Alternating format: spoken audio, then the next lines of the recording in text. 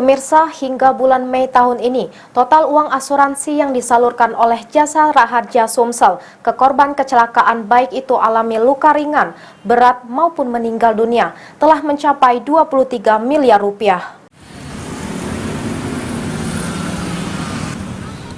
Walaupun saat ini angka kecelakaan alami penurunan, namun untuk tingkat fatalitas akibat kecelakaan itu sendiri alami peningkatan, sehingga akhirnya menimbulkan korban jiwa.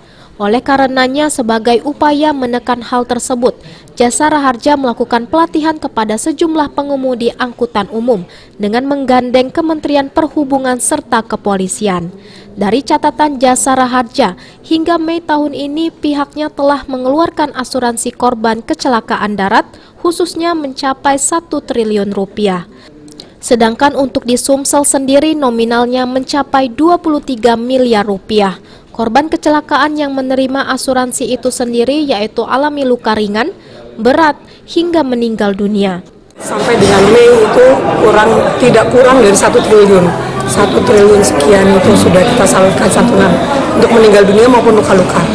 Nah, di Sumatera Selatan ini 23 miliar. Sekitar 23 miliar. Sampai dengan Mei. Ya.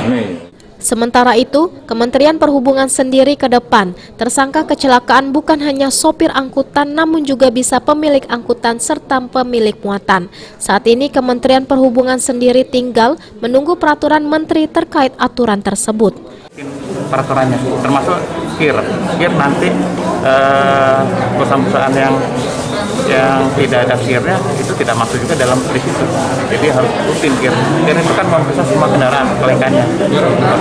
Itu aturannya dalam bentuk apa sih, Pak? Peraturan permen ya, Pak? Iya. Sejauh ini, dari catatan yang pihak Kementerian Perhubungan, kecelakaan yang melibatkan angkutan umum di Sumsel masih tergolong rendah dibandingkan di Pulau Jawa. Firman Hidayat, PAL TV.